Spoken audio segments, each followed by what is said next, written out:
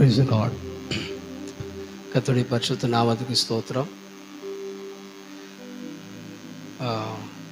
மீண்டும் ஒரு முறை உங்கள் மத்தியிலே இந்த எதிர்பாராத திட்டமிடாத ஒரு பயணத்தை ஆண்டவர் கொடுத்தார்.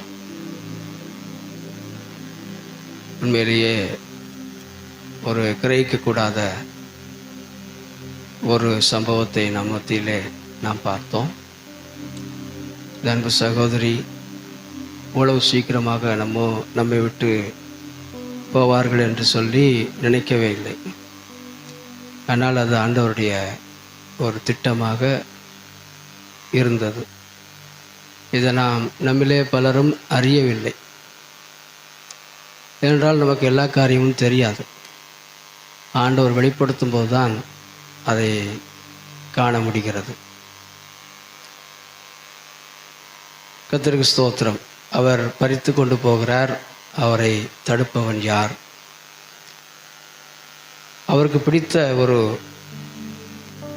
பூவை அல்லது ரோஜா என்று சொல்லலாம், அவர் பறித்து தம்மோடு வைத்து கொள்ள வேண்டும் என்று சொல்லி அவர் நினைக்கும்போது அதை பறிக்க வேண்டாம் என்று சொல்ல நமக்கு உரிமை கிடையாது.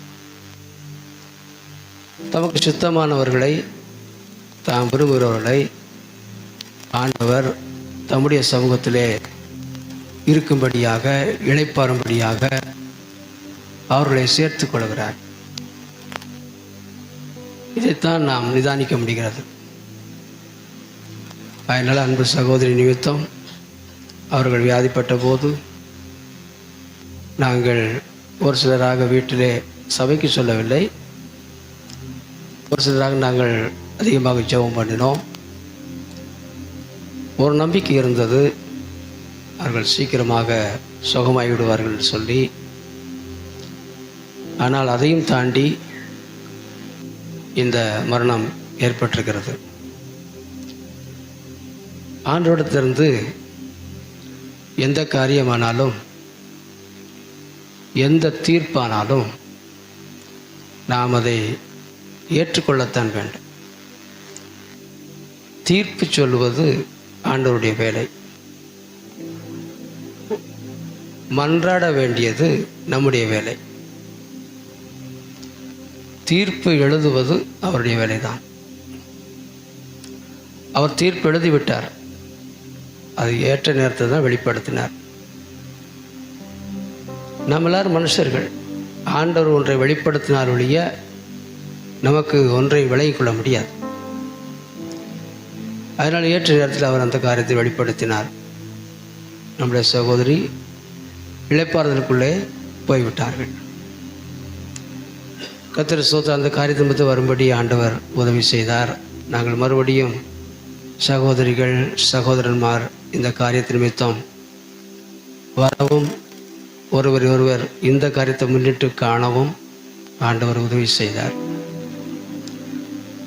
நமக்கு வருத்தமான காரியங்கள் நடந்தாலும் அதன் மத்தியிலும் கூட நன்மையான பல காரியங்களை ஆண்டவர் செய்தார். நான் அதனை கவனித்து கொண்டே இருந்தேன். ஆண்டவர் தீமையை நன்மையாய் மாற பண்ணுகிறவர். சாத்தான் நன்மையை தீமையாக மாற பண்ணுகிறவன். நம்முடைய ஆண்டவர் எப்போதும் நம்முடைய ஜீவியத்திலே ஒரு தீமையான காரியம் காணப்படும் போது அதை நன்மையாக மாறப்படுவதற்கு முழு பிரயாசம் எடுத்து அவர் செயல்படுகிறார். அதை நாம் நம்முடைய வாழ்க்கையிலே அனுபவத்தில் உணர்ந்து கொள்ள முடிகிறது. இப்போதும் அப்படித்தான். நம்முடைய பார்வையிலே தீமையாக, வேதனையாக பல காரியங்கள் இருக்கிறது. அதில் இது ஒன்று. ஆனால் நாம் விசுவாசிக்க முடியும், கர்த்தர் இந்த காரியங்களை எல்லாம் நன்மையாகவே மாற பண்ணிக்கொண்டே இருப்பார். வரும் நாட்களிலே நாம் சபையாகவும் தனியாகவும் ஜீவனுள்ளோர் தேசத்திலே நன்மையை காண்போம். இதுதான் நம்முடைய விசுவாசம். ஆண்டவர் தான் சொல்றார், ஜீவனுள்ளோர் தேசத்திலே நன்மையை நீங்கள் காண்பீர்கள். புல்காஸ்டர் ஸ்தாபனத்தில் இந்த வருஷத்தில் ஒரு வாக்குத்தத்த வசனம் இதுதான், கர்த்தர் நன்மையினாலே திருப்தியாக்குவார் என்று ஒரு வாக்குத்தத்த வசனத்தை தெரிவு செய்து கொண்டிருக்கிறார்கள். அது எல்லாருக்கும் பொருந்தும். கர்த்தர் நன்மையானதை தருவார், நன்மையினாலே திருப்தியாக்குவார் என்று நாம் வாசிக்கிறோம். அதைத்தான் ஒவ்வொரு தேவனுடைய மக்களுக்கும் ஆண்டவர் செய்கிறார், செய்ய விரும்புகிறார். கர்த்தருக்கு மகிமை உண்டாவதாக. இந்த நேரத்திலும் நான் ஒரு சிறு ஜெபத்தை ஏறெடுத்து விட்டு நாம் இன்றைக்குள்ள வேத தியானத்திலே போவோம். அன்புள்ள ஆண்டவரே, உம்மை ஸ்தோத்திரிக்கிறோம். எல்லாவற்றையும் நன்மையாய் முடிய பண்ணுகிற தேவனாய் இருக்கிறீர். அதற்காக உங்களுக்கு ஸ்தோத்திரம். இந்த நேரத்தில் நீர் உணர்த்திய வேத வாக்கியங்களை நாங்கள் இருதயம் திறந்து தியானிக்கவும், அந்த தியானத்தின் மூலமாக எங்களுடைய வாழ்க்கையிலே உங்களுடைய கிரியையை வரவேற்கிறோம், எதிர்பார்க்கிறோம்.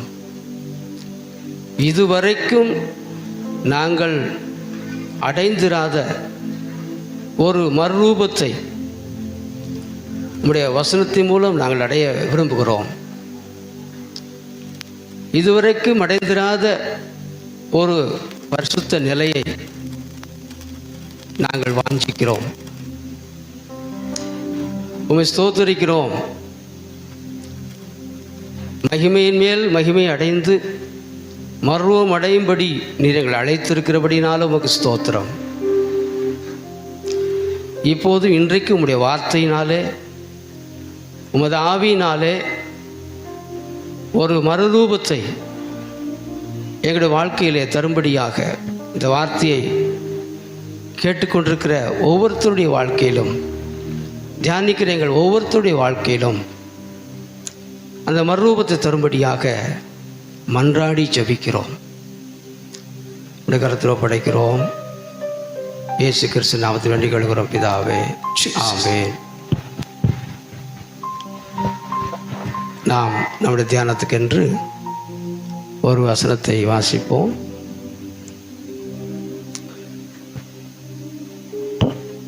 வெளிப்படுத்தின விசேஷம் 14ஆம் அதிகாரம் 13வது வசனம்.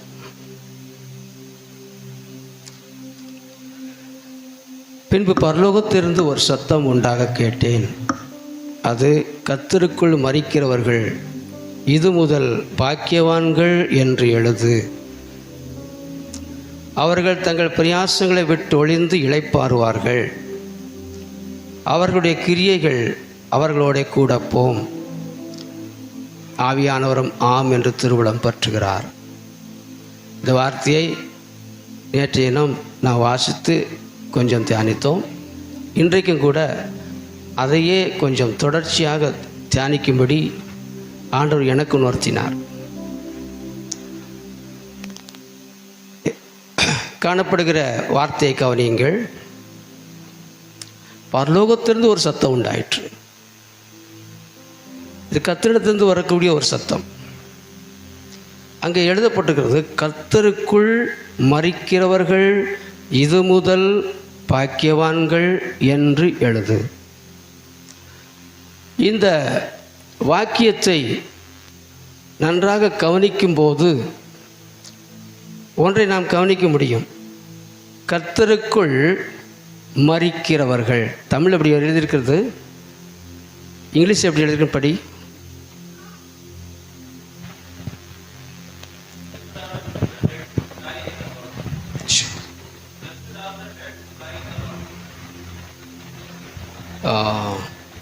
தெளிவாக सफाई से सुनाई नहीं दे रहा.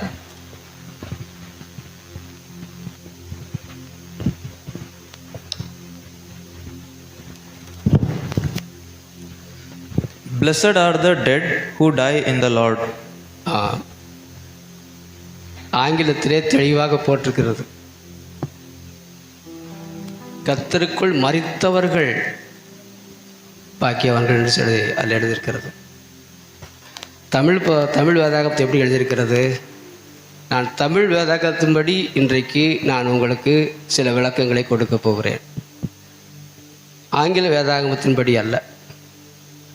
கர்த்தருக்குள் மரிக்கிறவர்கள், கர்த்தருக்குள் மரிக்கிறவர்கள், கர்த்தருக்குள் மரித்தவர்கள் என்றல்ல. தமிழில் என்ன போட்டிருக்குது? கர்த்தருக்குள் மரிக்கிறவர்கள்னு போட்டிருக்குது. இப்போது இது இறந்த காலமா நிகழ்காலமா? நிகழ்காலம். கர்த்தருக்குள் மரிக்கிறவர்கள் போய் இளைப்பாறுவார்கள், அது அவ்வளோ தூரம் முடிஞ்சு போச்சு. ஆனால் கர்த்தருக்குள் மரிக்கிறவர்கள்னு ஒரு கூட்டம் இருக்குது. இப்போ அதைத்தான் தியானிக்கிறோம். கர்த்தருக்குள் மரித்து கொண்டு இருக்கிறவர்கள். உங்களுக்கு தெரியும், 1 கொரிந்தியர் 15ஆம் அதிகாரம்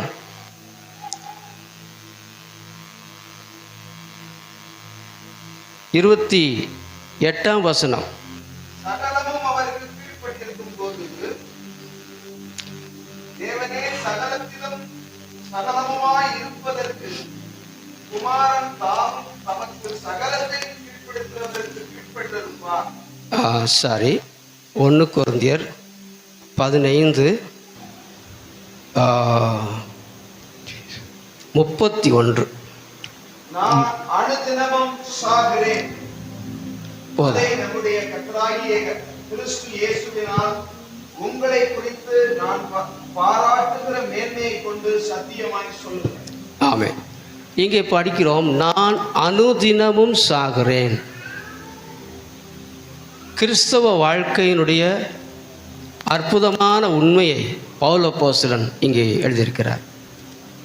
கர்த்தருக்குள் மரித்தவர்கள் என்ற வார்த்தையின்படி நம்முடைய சகோதரி மரித்து இளைப்பாறுதலுக்குள்ளே போய்விட்டார்கள். ஆனால் இங்கே உட்கார்ந்திருக்கிற நம்மை குறித்து கர்த்தருடைய வார்த்தை சொல்கிறது, நாம் எல்லாரும் கர்த்தருக்குள் மரிக்கிறவர்கள். நாம் அவர்கள் ஒரு நாளிலே சரீர பிரகாரமாக மரித்து விட்டார்கள். நாம் அனுதினமும் சாக வேண்டும். அதுதான் உண்மையான கிறிஸ்தவ வாழ்க்கை. மரித்தால் பிழைப்போம், அனுதினமும் மரித்தால் பிழைப்போம். கிறிஸ்துவுக்குள் மரித்தால் கிறிஸ்துவுக்குள் பிழைப்போம். கிறிஸ்துவுக்குள் பிழைக்கிறவர்கள் கிறிஸ்துவுக்குள் இளைப்பாறுவார்கள். ஒரு இளைப்பாறுதல் ஜீவியம் இருக்கிறது. அது நாம் இந்த உலகத்தை விட்டு கடந்து போனதுக்கு அப்புறம் கிடைக்கிறது, அது வேற விஷயம். இங்கேயே கர்த்தருக்குள் இளைப்பாறுதலான ஒரு ஜீவியம் இருக்கிறது. வருத்தப்பட்டு பாரம் சுமக்கிறவர்களே, நீங்கள் எல்லாரும் என்னிடத்தில் வாருங்கள், நான் உங்களுக்கு இளைப்பாறுதலை கொடுக்கிறேன். ஆண்டவர் எதை சொன்னார்? அந்த இளைப்பாறுதல் சொல்லலை, இங்கே உள்ள இளைப்பாறுதல். கிறிஸ்தவ ஜீவியம் ஒரு இளைப்பாறுதலின் ஜீவியம். எபிரேயருடைய புஸ்தகத்திலே நாம் வாசிக்கிறோம், அந்த இளைப்பாறுதலில் பிரவேசிக்க நாம் ஜாக்கிரதையாக இருக்க வேண்டும். பல கிறிஸ்தவ மக்கள் கிறிஸ்தவர்களாக இருக்கிறார்கள், கிறிஸ்துவின் நாமத்தை சொல்கிறார்கள். ஆனால் தங்களுக்குள் ஒரு ஆவிக்குரிய இளைப்பாறுதல் இல்லாத நிலவரத்தில் இருக்கிறார்கள். ஆவிக்குரிய ஒரு தவிப்பு நிலவரத்திலே, அமைதல் இல்லாத நிலவரத்திலே, அலசடிப்பட்ட நிலவரத்திலே, வாழ்க்கையிலே ஒரு புயல் வீசுகிற அனுபவத்திலே பலர் இருக்கக்கூடியதை நாம் பார்க்கிறோம். ஆண்டவர் சொல்லுகிறார், இந்த வசனத்தை ஞானார்த்தமாக எடுத்துக்கொண்டு நம்முடைய நிகழ்கால ஜீவியத்திலே நாம் கர்த்தருக்குள் மரிக்கிறவர்களாக இருந்தால் நாம் கர்த்தருக்குள் பிழைக்கிறவர்களாகவும் இருப்போம். மரணம் வரும்போது தான் உயிர்த்தெழுதல் வரும். மரிக்காமல் உயிர்த்தெழுதல் வராது. உயிர்த்தெழுந்த பிறகுதான் அந்த இளைப்பாறுதலுக்குள்ளே போக முடியும். அப்போ கர்த்தருக்குள் மரிக்கக்கூடிய ஒரு அனுபவம் இருந்தால்தான் நாம் கர்த்தருக்குள் பிழைக்கக்கூடிய ஒரு அனுபவத்தை காண முடியும். நான் அல்ல, கிறிஸ்துவே என்னில் பிழைத்திருக்கிறார், வாழ்கிறார் என்று சொல்லி அவர் சொல்லுகிறார். நான் அல்ல, அதுதான் கிறிஸ்தவ வாழ்க்கை. நாம் வாழ்வது கிறிஸ்தவ வாழ்க்கை அல்ல, நாம் வாழ்வது நம்முடைய வாழ்க்கை. கிறிஸ்துவை நமக்குள்ளே வாழ விட வேண்டும். கிறிஸ்துவை வாழ விடுங்கள். விசுவாசத்தினாலே கிறிஸ்து நம்முடைய இருதயங்களில் வாசமாய் இருக்கிறார். வாசமாய் இருப்பது எதற்காக இருக்கிறார்? வாழ்வதற்காக இருக்கிறார். அப்ப கிறிஸ்துவை வாழ விட வேண்டும். கிறிஸ்துவை வாழ விடாமல் தடுப்பது யார்? சாத்தான் அல்ல. கிறிஸ்துவை சாத்தான் தடுக்க முடியாது. கிறிஸ்துவை வாழ விடாமல் தடுப்பது நாம் தான். பல கிறிஸ்தவர்கள் கிறிஸ்துவை வாழ விடாமல் தாங்களே வாழுகிறார்கள். அதுதான் பிரச்சனை. ஆகையினால்தான் இளைப்பாறுதல் கிடையாது. இன்றைக்கு கர்த்தர் நமக்கு சுட்டி காட்டுகிறார், கர்த்தருக்குள் மரித்தவர்களை நினைத்து கலங்க வேண்டாம். அவர் இளைப்பாறுதலுக்குள்ள போயிட்டாங்க. ஆனால் நீ இளைப்பார், கர்த்தருக்குள் தினமும் மரித்து விடு. அப்போது நீ பிழைப்பாய், வாழ்வாய். வாழ்க்கை என்று சொன்னால், ஆண்டவர் சொன்னார், வாழ்க்கை என்றால் ஜீவன், ஜீவன் வாழ்க்கை, லைஃப். நான் என்னுடைய ஆடுகளுக்கு ஜீவன் உண்டாயிருக்கவும் அது பரிபூர்ணப்படவும் வந்தேன். அந்த ஜீவன் அதுதான் வாழ்க்கை. நமக்கு ஆண்டவர் வாழ்க்கையை தர வந்தார். ஏனென்றால் நாம் மரித்திருந்தோம். மரித்தவருடைய ஜீவியத்திலே வாழ்க்கையை தர வந்தார். அந்த வாழ்க்கையானது வெறும் வாழ்க்கை அல்ல, பரிபூர்ணமான வாழ்க்கை. சமாதானத்தை தருவது ஒன்று, பரிபூர்ண சமாதானத்தை தருவது ஒன்று. சந்தோஷம் என்று ஒன்று உண்டு, பரிபூர்ண சந்தோஷம் என்று ஒன்று உண்டு. ஆண்டவர் நமக்கு பரிபூர்ணமான ஜீவியத்தை கொடுக்கும்படி தான் வந்தார். அது பணத்தினால் நிறைந்த ஒரு ஜீவியம் என்று சொல்லவில்லை, பரிபூர்ண ஜீவியம். அதைத்தான் ஆண்டவர் நமக்கு கொடுக்க விரும்புகிறார். நமக்கெல்லாம் ஒரு சவால் அதுதான். நாம் கிறிஸ்துவுக்குள் ஜீவன் அடைந்து, வாழ்க்கை அடைந்து, நம்மில் அநேகர் கிறிஸ்துவுக்குள்ளே வாழ்க்கை அடைந்திருக்கிறார்கள். கிறிஸ்துவுக்கு ஏற்றுக்கொண்டு ஒரு புதிய வாழ்க்கை, புதிய சிருஷ்டி, அந்த அனுபவத்தை அடைந்திருக்கிறார்கள். ஆனால் நமக்கு ஆண்டவர் என்ன சொல்கிறார்? நீங்கள் வாழ்வடைந்தால் மாத்திரம் பத்தாது, பரிபூர்ண ஜீவியத்துக்குள்ளே வாங்க. அது நமக்காக கர்த்தர் வைத்திருக்கிறார். அந்த பரிபூர்ணமான ஜீவியம் எப்படிப்பட்டது? அதை நாம் இயேசு கிறிஸ்துவிலிருந்து கற்றுக்கொள்ள வேண்டும். இயேசுவை உன்னிப்பாக பார்க்கும்போது பரிபூர்ணமான ஜீவன் அவர் ஜீவித்தார். அவர் பணத்தினால் நிறைந்த ஜீவியம் ஜீவிக்கவில்லை, வசதியினால் நிறைந்த ஜீவியம் ஜீவிக்கவில்லை. அவர் சாதாரணமான ஒரு ஜீவியம் தான் செய்தார். ஆனால் அவரிடத்தில் பரிபூர்ணமான ஜீவியம் இருந்தது. அந்த பரிபூர்ணமான ஜீவியத்தை தான் நமக்கு கர்த்தர் கொடுக்கிறார். அதை நாம் அடைந்து கொள்ள வேண்டும். அதை அடைந்து கொள்ளும் வரைக்கும் நமக்கு இளைப்பாறுதல் கூடாது. அதை அடைந்து வாஞ்சி, அதை நான் அடைய வேண்டும் என்ற வாஞ்சியோடு, தாகத்தோடு, திறந்த உள்ளத்தோடு ஆண்டவரிடத்தில் ஜெபிக்க வேண்டும். அப்போதுதான் அந்த பரிபூர்ண ஜீவியம் என்பதை குறித்து ஒரு வெளிப்பாட்டை நமக்கு கொடுத்து, கிறிஸ்தவ ஜீவியம் வெளிப்பாடுகளால் நிறைந்தது. கிறிஸ்தவ ஜீவியம் அறிவின் ஜீவியம் அல்ல.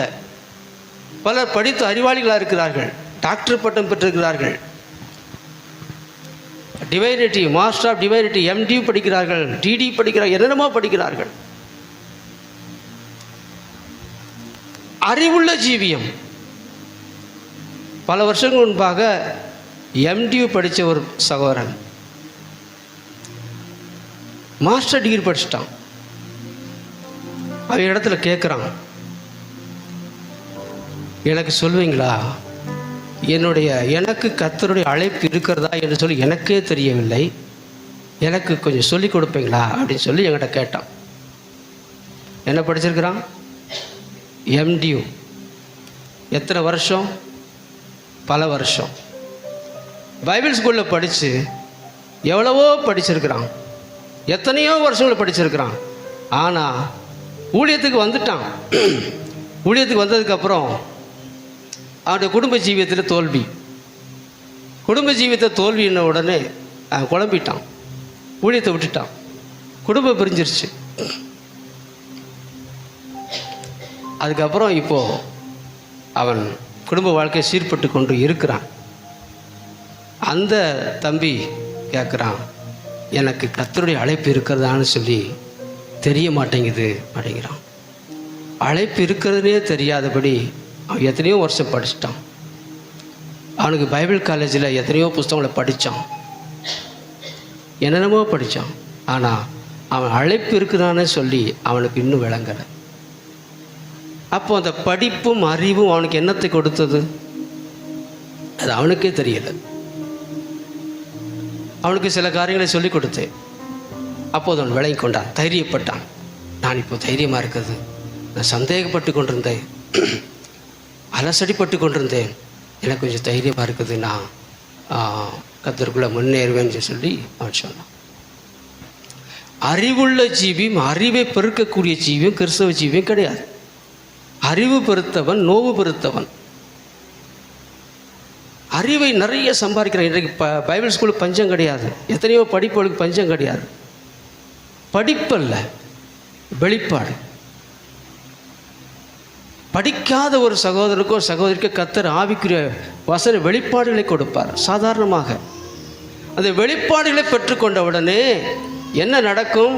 அவர்களுடைய வாழ்க்கை மாறும். இன்றைக்கு எத்தனையோ அறிவான காரியங்கள் தெரிந்தாலும் வாழ்க்கை மாறவில்லை. வாழ்க்கை மாறவில்லை என்றால் அறிவு இருக்கிறது, வெளிப்பாடு இல்லை. எவ்வளவோ அறிவு இருக்கிறது, வசன அறிவு. வசனம் தலையில் இருந்தால் பிரயோஜனம் இல்லை. தலையில் அதிகமாக நாம் ஸ்டோர் பண்ணும்போது தலை வீங்கிரும். ஒரு வீக்கமுள்ள தலை அது நோயுள்ள தலை. வெளிப்பாடு இருதயத்திலே கர்த்தர் கொடுக்கிறார். அந்த வெளிப்பாடு வந்த உடனே வாழ்க்கை மாறுகிறது, வாழ்க்கை செம்மைப்படுகிறது. கர்த்தரிடத்தில் நாம் அறிவை அல்ல வெளிப்பாடுகளுக்காக ஜெபிக்க வேண்டும். ஒரு வசனம் போதும், ஏராள வசனம் இருக்குது.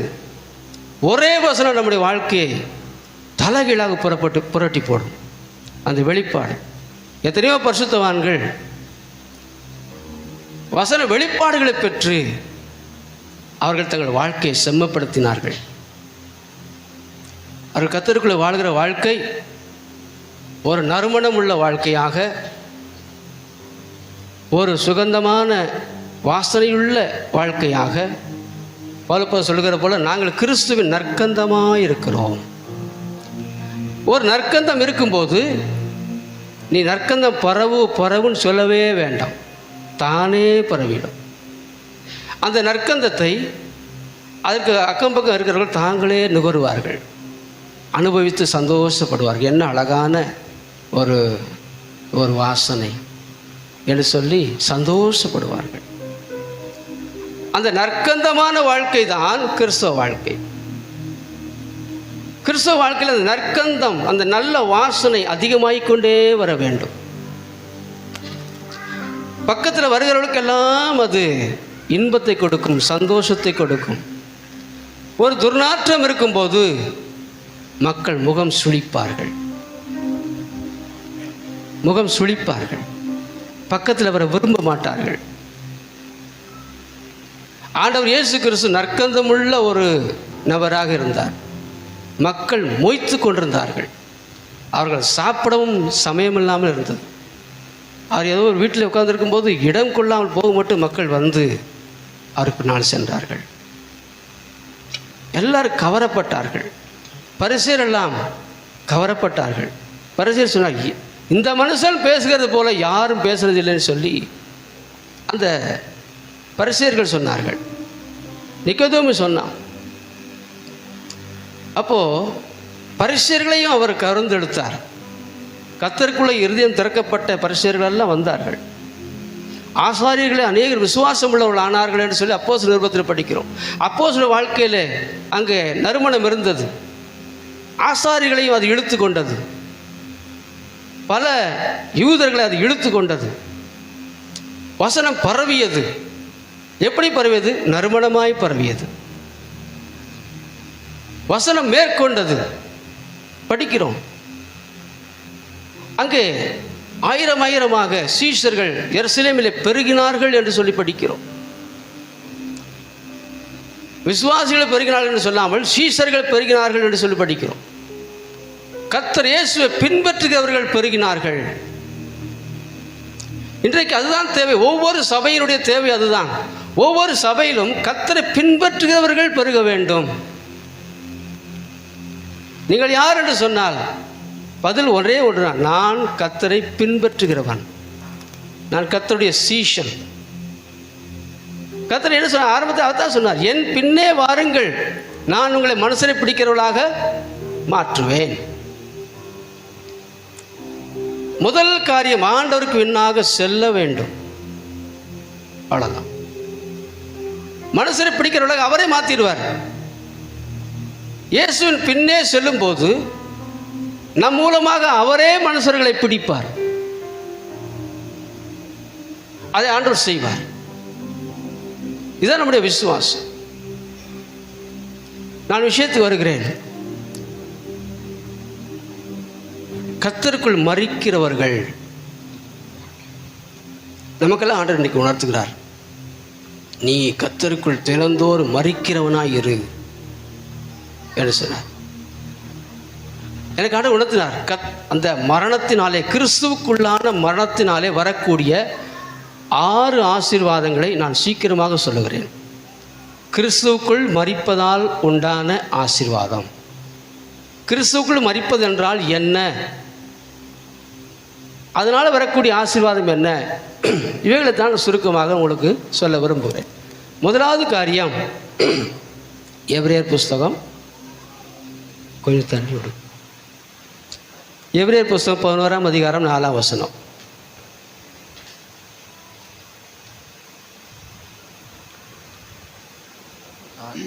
விசுவாசத்தினாலே ஆபேல் காயினுடைய பலியிலும் மேன்மையான பலியை தேவனுக்கு செலுத்தினான்.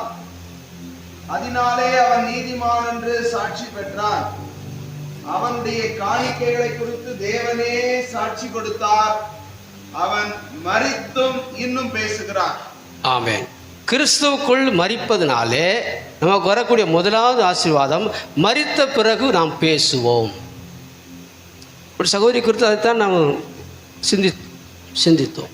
அந்த சகோதரியுடைய மாதிரியான பல அனுபவங்கள் இன்றைக்கும் பேசிக்கொண்டே இருக்கிறது.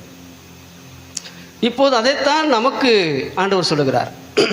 கிறிஸ்துவுக்குள் நீங்கள் மரித்து கொண்டே இருந்தால் நீங்கள் பேசிக்கொண்டே இருப்பீர்கள். எப்படி பேசுவீர்கள்? வார்த்தையினாலே நாம் பேச மாட்டோம். ஆபேலுடைய வார்த்தையோ குரலோ இப்போது ஒலிப்பதில்லை. அவன் இறந்து போயிட்டான்.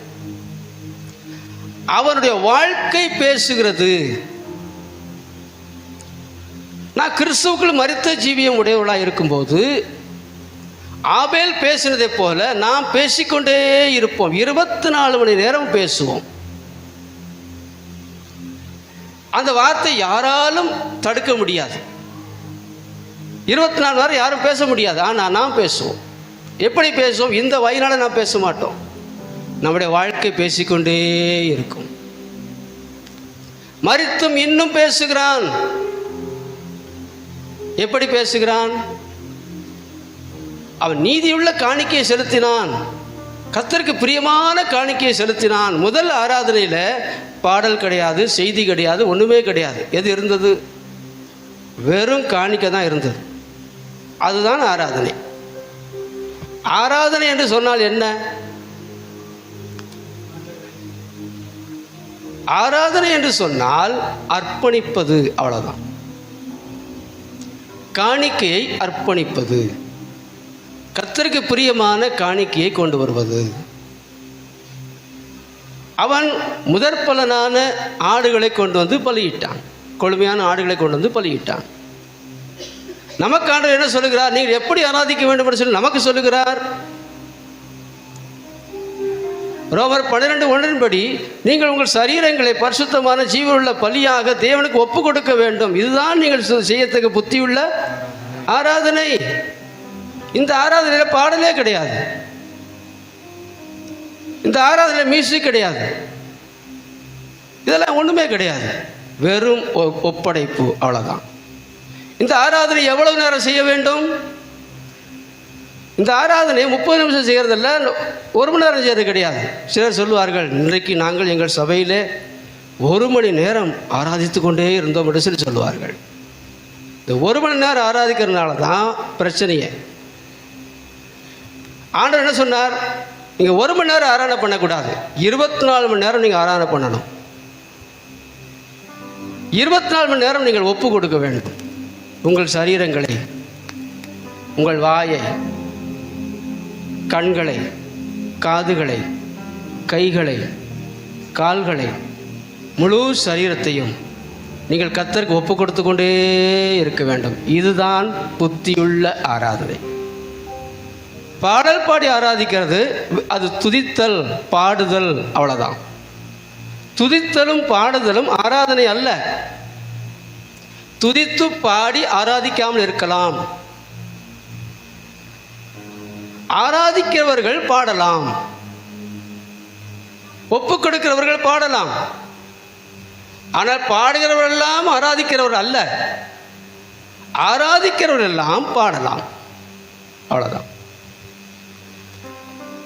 ஆராதனை என்று சொன்னால் 24 மணி நேரம் நமக்கு ஆராதிக்கணும். அப்போ தான் சரியான ஆராதனை. 1 மணி நேரம், அரை மணி நேரம் ஆராய்ச்சினா அதுக்கப்புறம் 1 மணி நேரம் கர்த்தருக்கு ஒப்பு கொடுத்தோம், அதுக்கப்புறம் நம்ம ஒப்பு கொடுக்கலன்னு சொன்னால், நம்முடைய வாயோ கண்களையோ ஒப்பு கொடுக்கலன்னு சொன்னால், நம்முடைய ஜீவியம் ஆராதனை ஜீவியம் அல்ல, நம்முடைய ஆராதனை புத்தியுள்ள ஆராதனையும் அல்ல. ஏதோ கொஞ்ச நேரமாக ஆராதிக்கிறோம், ஆராதனை செய்ய எழுந்திருப்போம் என்று சொன்னால் அதல்ல, அது ஒரு சின்ன பகுதி தான். ஒப்பு கொடுத்தலோடு ஆராதித்தல். யாக்கோபு அப்போஸ்தலன் சொல்லுகிறான், இந்த வாயினாலே கர்த்தர் தேவனை துதிக்கிறோம். இதே வாயினாலே அந்த தேவனை துதிக்கிற நேரம் பாடுகிற நேரமாக இருக்கலாம், ஞாயிறு ஆறாம் நேரமாக இருக்கலாம், எதாக இருக்கலாம், நம்முடைய ஜெப நேரமாக இருக்கலாம், எதாக இருக்கலாம். நம்முடைய ஜெப நேரம் எவ்வளோ நேரம்? 1 மணி நேரமோ, அரை மணி நேரமோ, சிலருக்கு 15 நிமிஷம், இப்படிலாம் இருக்குது. அப்போது 15 நிமிஷம், 1 மணி நேரம் ஆண்டவர் துதித்து பாடுறது மாத்திரமல்ல, அடுத்த சமயத்தில் தேவனுடைய சாயலாய் உண்டாக்கப்பட்டிருக்க மனுஷரை நிந்திக்கிறோம். யாக்கோபு சொல்கிறார். அப்போது துதித்தலும் நிந்தித்தலும் ஒரே வாயிலிருந்து புறப்படுகிறது. அப்போ அந்த ஆராதனை கெட்டு போகிறது. தித்திப்பான தண்ணீர், ஊர்ப்பான தண்ணீர் ஒரே ஊற்றிலிருந்து வராது. அப்போ நம்முடைய வாயினாலே கர்த்தரை துதிக்கிறோம். ஆனால் ஏதோ ஒரு சந்தர்ப்பத்தில் நம்முடைய சகோதரனாக இருக்கலாம், வேறு யாராக இருக்கலாம், அவர்களை நிந்தித்தால் நம்முடைய ஆராதனை முழுமையாக கெட்டு போகிறது. தித்திப்பான தண்ணீர் ஊர்ப்பான தண்ணீரோடு கலக்கும்போது அது கெட்டு போகிறது. அதுதான் கர்த்தர் நமக்கு சொல்கிறார். ஆபேல் மரித்தும் பேசுகிறான், தன் சகோதரன் பிசாசால் உண்டாயிருக்கிறான்னு சொல்லி அவனை குறித்து படிக்கிறோம். காயினை குறித்து அவன் கொல்ல வந்தான். கொல்ல வரும்போது ஆபேல் என்ன செய்தான்? 2 பேரும் வாலிபர்கள் தானே, அண்ணனோட சண்டை போடலாமே. அவன் ஒரு கல்லை வச்சு கொல்ல வந்தானே, அதையே பறித்து அவனையே கொல்ல முயற்சி பண்ணலாமே. காயினோடு போராடி, கடுமையாக போராடி அவனுடைய கொலை முயற்சியை தடுத்திருக்கலாமே. ஆபேல் கடுமையாக போராடி இருக்கலாமே, உயிரை காப்பாற்றும்படி போராடி இருக்கலாமே. ஆனால் அப்படியெல்லாம் எழுதப்படவில்லை. அவன் அண்ணன் கொல்ல வருகிறான், இவன் கொல்லப்படுகிறான், மரித்தான். எதிர்த்து போராடவில்லை. எப்படி ஏதோ போராடி இருப்பான், அவ்வளோதான். ஆனால் காயின் அவனை நன்றாக போராடி கொண்டு விட்டான். இங்கே நாம் எதை பார்க்கிறோம்? தன்னை காக்க, தன் உரிமையை காக்கும்படி காயினோடு போராடி அவனை தோற்கடிக்க அவன் பிரயாசப்படவில்லை. அவன் கொல்லப்பட்டான், தாக்கப்பட்டான். தன்னை நீதிமான் என்று கர்த்தர் சாட்சி சொன்னார். ஆபேல் தன்னை நீதிமான் என்று சாட்சி சொல்லவில்லை, கர்த்தரே சாட்சி சொன்னார். தான் நீதிமான் என்று சொல்லி ஆபேல் வழக்காடவில்லை. அதுதான் ஆபேலுடைய அனுபவம். தனக்காக தான் வழக்காடவில்லை, தன்னை நியாயப்படுத்தவில்லை, தன் உரிமையை காக்கும்படி போராடவில்லை. பதிலுக்கு தாக்கினான் என்று சொல்லி இல்லை. பதிலுக்கு காயினை தாக்கி இருக்கலாமே, காயப்படுத்தி இருக்கலாமே, என்னென்னமோ செய்திருக்கலாமே. அப்படி ஒன்றும் நாம் படிக்கிறதில்லை. அவன் செம்மறியாட்டை கொண்டு வந்து பலியிட்டான். அவனும் செம்மறியாடு போல தான் இருந்தான். காயின் ஓநாயை போல் அங்கே இருந்தான். அந்த ஓநாய் இந்த செம்மறியாட்டை கடித்து கிழித்து விட்டது. இயேசு கிறிஸ்துவும் தன்னை செம்மறியாட்டுக்குட்டி தான் என்று சொன்னார். தமிழ் ஆட்டுக்குட்டின்னு போட்டிருக்கிறது, இந்தியில் தெளிவாக இருக்கிறது. மேம்னா செம்மறியாட்டுக்குட்டி என்று இருக்கிறது. ஆண்டவர் தன்னை செம்மறியாட்டுக்குட்டியாகத்தான் காட்டினார். அந்த செம்மறியாட்டுக்குட்டியாகத்தான் பிலாத்துக்கு முன்பாக இருந்தார், ஏரோதுக்கு முன்பாக இருந்தார். தன்னை நியாயப்படுத்தி அவர் வழக்காடவில்லை, தன்னை நியாயப்படுத்த அவர் போராடவில்லை. மரணத்துக்கு தப்பும்படியாக அவர் ஏதோ பேசியிருக்கலாம். நான் உன்னை விடுவிக்க அதிகாரம் இருக்கிறத நீ பேசுகிறது இல்லையா என்று சொல்லி ஏரோது கேட்டான். அவர் ஒரு வார்த்தை பேசாமல் இருந்தால் என்ன அர்த்தம்? குற்றத்தை ஒப்புக்கொள்கிறதாக அர்த்தம். குற்றத்தை ஒப்புக்கொள்ள அவர் வழக்காடவில்லை, போராடவில்லை. இன்றைக்கு கிறிஸ்தவர்கள் தங்கள் உரிமைக்காக போராட்டம் பண்ணுகிறார்கள், ஊர்வலம் போகிறார்கள், கோஷம் போடுகிறார்கள், நடுத்தல நின்று கொண்டு கோஷம் போடுகிறார்கள், என்னென்னமோ செய்கிறார்கள். இது கிறிஸ்தவ அனுபவம் கிடையாது. இயேசு கிறிஸ்து தனக்காக போராடவே இல்லை, ஒப்பு கொடுத்தார். நீதியுள்ள நியாயாதிபதிக்கு முன்பாக தன்னை ஒப்பு கொடுத்தார். பிதாவாகி தேவனுடைய சித்தம் நிறைவேற்றும் என்று சொல்லி அவர் அறிந்திருந்தார். என்னுடைய வேலை இதுதான், நான் ஒப்பு கொடுக்கும் வேலை இதுதான் என்று சொல்லி அறிந்திருந்தார். ஆகையினால் அவர் அமைதியாக தன்னை ஒப்பு கொடுத்தார், தன்னை மரணத்துக்கு ஒப்பு கொடுத்தார். உரிமைக்கு அவர் போராடவே இல்லை. ஆகையினால் நம்முடைய கர்த்தராகிய இயேசு கிறிஸ்து அவர் மரித்த பிறகு இன்றைக்கும் பேசிக்கொண்டே இருக்கிறார். பரிசுத்த ஆவி மூலமாக இயேசு கிறிஸ்து பேசிக்கொண்டே இருக்கிறார். ஆபேல் கொஞ்சம் பேசுகிறான், இயேசு கிறிஸ்து எல்லாமே பேசுகிறார். அவர் மாத்திரம் பேசினால் போதாது, நம்மை குறித்து சொல்லுகிறார், நீயும் பேசிக்கொண்டே இருக்க வேண்டும். மரித்த பிறகல்ல, மரிக்கு முன்பாக அனுதினமும் மரித்து கொண்டு நீ பேச வேண்டும், பேசிக்கொண்டே இருக்க வேண்டும். அதுதான் கர்த்தர் இன்றைக்கு சொல்லுகிறார். முதலாவது காரியம், ஆபேலை போல பேச வேண்டும். நம்முடைய கர்த்தராகிய இயேசு கிறிஸ்துவை போல பேச வேண்டும். இரண்டாவது காரியத்தில் நாம் படிக்கிறோம், கலாத்தியர் புஸ்தகம் 5ஆம் அதிகாரம் 24ஆம் வசனம். கிறிஸ்துவினுடையவர்கள் தங்கள் மாம்சத்தையும் அதன் ஆசை இச்சைகளையும் சிலுவையில் அறைந்திருக்கிறார்கள். ஆமென். சிலுவைன்னு சொன்னாலே மரணம் தான். கிறிஸ்துவினுடையவர்கள் தங்கள் மாம்சத்தை, நாம் சாவுக்குள்ளாக வேண்டிய காரியம் மாம்சம். மாம்சம் என்றால் உங்களுக்கு அதிகமாக சொல்ல தேவையில்லை. இந்த மாம்சத்தை எல்லாம் அது சொல்லுகிறது. மாம்சீக குணாதிசயங்கள். மாம்சத்தை கொல்லுவது என்றது அது தற்கொலைக்கு சமானம். இந்த சரீரத்தை கொல்லுவது அதை சொல்லவில்லை. மாம்சத்தையும் அதன் ஆசை இச்சைகளையும் கிறிஸ்துவினுடையவர்கள் சிலுவையிலே அறைந்திருக்கிறார்கள். இதைத்தான் நாம் அனுதினமும் செய்ய வேண்டியதாக இருக்கிறது. அனுதினமும் நம்முடைய மாம்ச சுபாவத்தை சிலுவைக்கு ஒப்பு கொடுக்க வேண்டும், சிலுவை அறைய ஒப்பு கொடுக்க வேண்டும். இங்கே மாம்சத்தின் கிரியைகளை குறித்து இங்கே 3 வசனத்தை சொல்லப்பட்டிருக்கு. மாம்சத்தின் கிரியைகள், மாம்ச சுபாவம். 19 வசனத்தில் படிக்கிறோம், விபச்சாரம், வேசித்தனம், அசுத்தம், காமவிகாரம், விக்கிரக ஆராதனை, பில்லி சூனியம், இது பெரிய பாவங்கள்.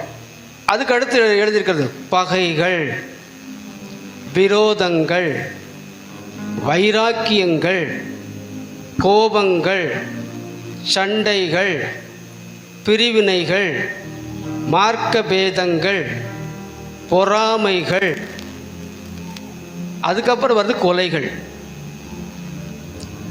வெறிகள், களியாட்டுகள்.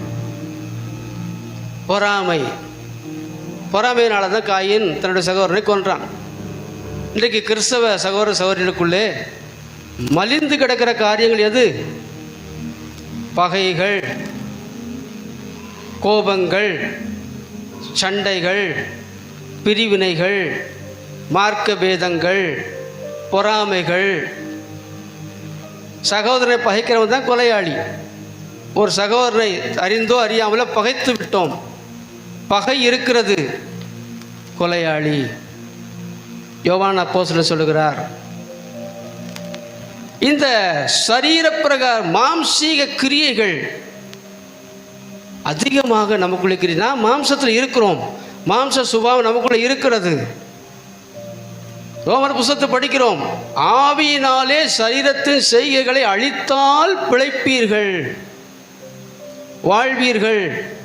அப்போதான் வாழ்க்கையே கிடைக்கும்.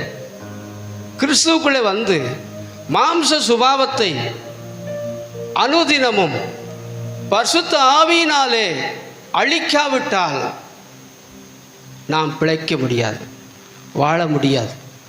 வாழ்வே இல்லை என்றால் பரிபூர்ண வாழ்வு எங்கே வரும்? அதுதான் நான் கர்த்தர் நமக்கு சுட்டி காட்டுகிறார். இந்த கிறிஸ்தவருக்குள்ளே, சபைகளுக்குள்ளே, கிறிஸ்துவ நாமத்தை சொல்லுகிறவர்கள் எத்தனை பிரிவினைகள், எத்தனை ஒரு சண்டைகள் வருகிறது, பார்க்க முடிகிறது. நாம் யாரிடத்தையா சண்டை போடுகிறோமா?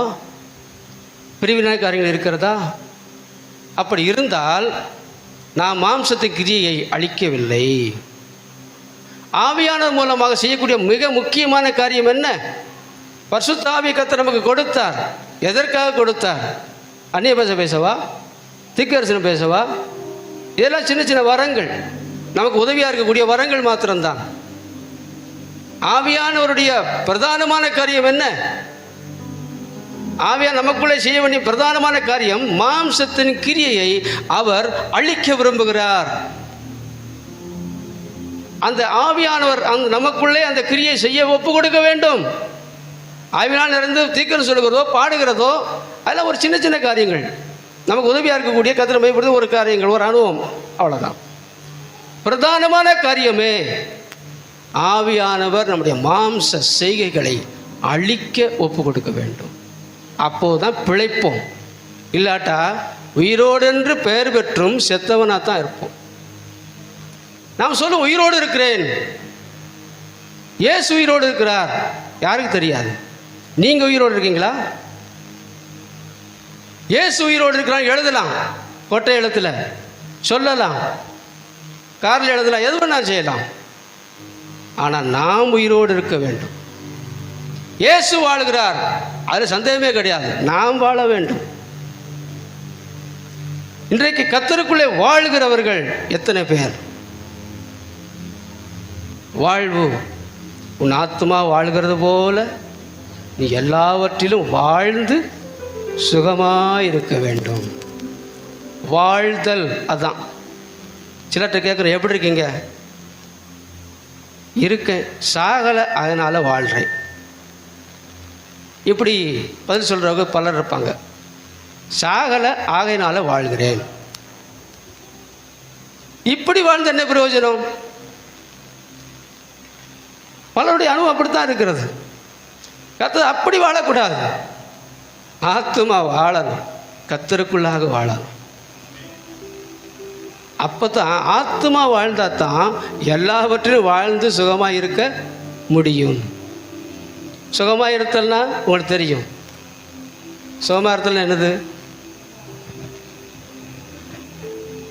சுகமாக இருக்கலான்னு கேட்குறோம், சௌக்கியமாக இருக்கலான்னு அர்த்தம், அவ்வளோதான்.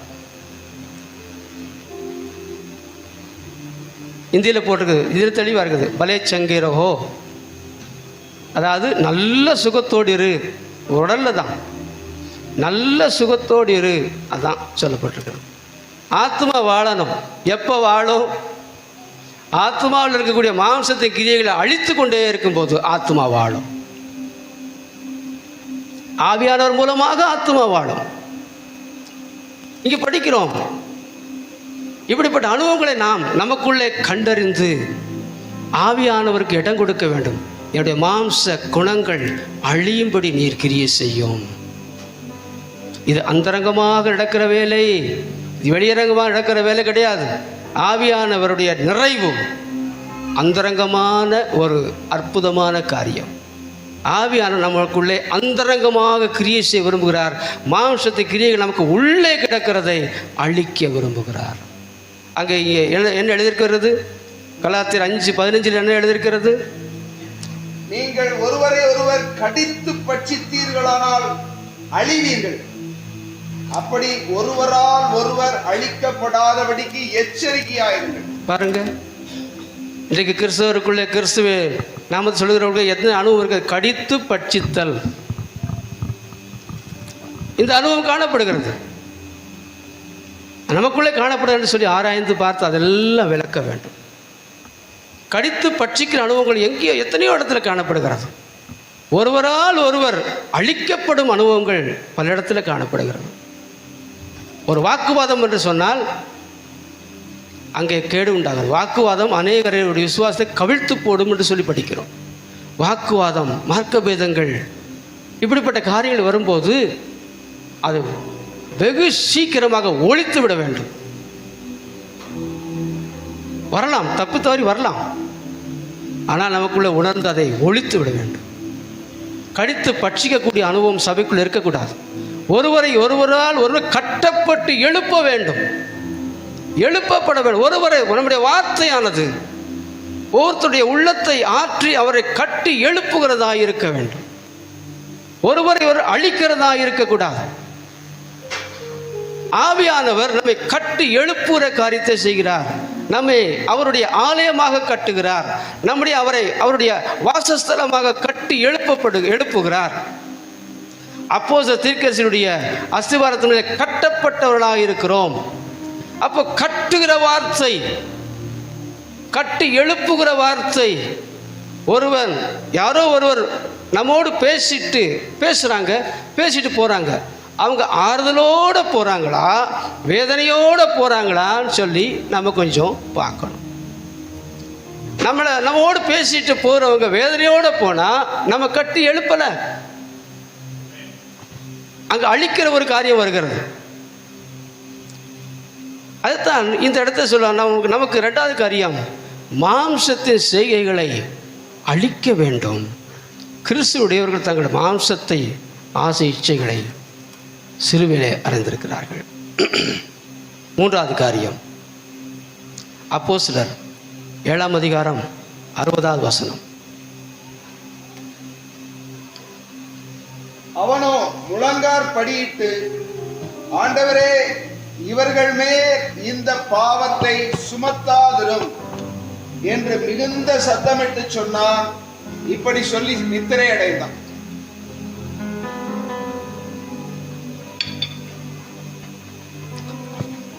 ஸ்தேவான் நித்திரை அடைந்தான். என்ன சொல்லி நித்திரை அடைந்தான்? அவனோ முழங்கால் படியிட்டு, ஆண்டவரே, இவர்கள் மேல் இந்த பாவத்தை சுமத்தாதிரும் என்று மிகுந்த சத்தமிட்டு சொன்னான். தன்னை தாக்க வந்தவர்கள், கல்லெறிய வந்தவர்களுக்கு முன்பாக சொன்ன வார்த்தை, தன்னை பகைத்தவர்களுக்கு முன்பாக சொன்ன வார்த்தை. ஸ்தேவான் இயேசு கிறிஸ்துவை போல மாற்றமடைந்த, மறுரூபமடைந்த ஒரு சீஷன். இயேசு கிறிஸ்துவை போல மன்றாடக்கூடிய ஒரு சீஷன். நாம் மன்றாடி ஜெபம் செய்கிறோம். யாருக்காக? ஒருவேளை ஒருவருக்கு ஒருவர் செய்வோம், நல்லது. ஆனால் மன்றாட்டு ஜெபம் இவன் யாருக்காக செய்கிறான்? கல்லறிகிறவர்களுக்காக செய்கிறான், கொலை செய்ய வருகிறவர்களுக்காக செய்கிறான், பகைத்தவர்களுக்காக செய்கிறான். அதுதான் தேவனுடைய ஆவியினாலே நிரப்பப்பட்ட ஒரு மனுஷனுடைய சுபாவம், காரியம். தேவனுடைய ஆவியில் நிரப்பப்பட்டிருக்கோம் என்று சொன்னால் என்ன வெளிப்படும்?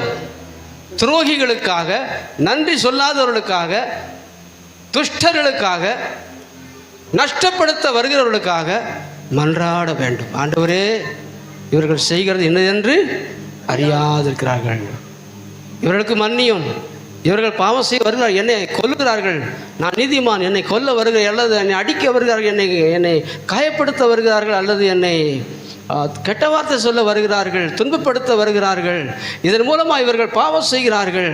ஆனால் இவர்கள் பாவத்தை இவர்கள் மேல் சுமத்தாதிரும், இவர்கள் மனம் திரும்ப வேண்டும், எனக்கு கஷ்டம் கொடுத்தாலும் பரவாயில்லை.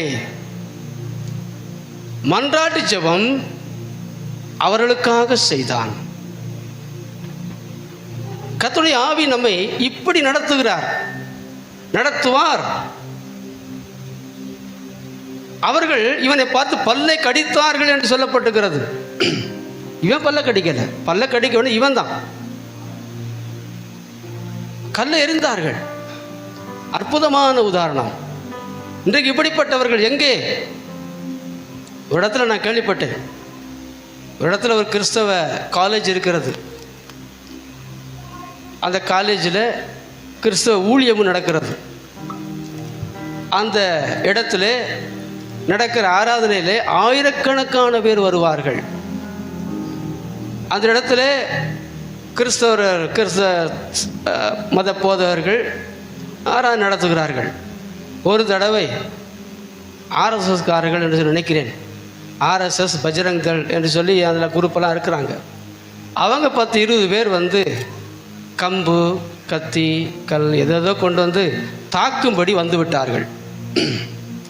இந்த காலேஜினுடைய வளாகத்திலே உள்ளே வந்து அங்கங்கே கொஞ்சம் உடைக்கிறது எல்லாம் பண்ணாங்க.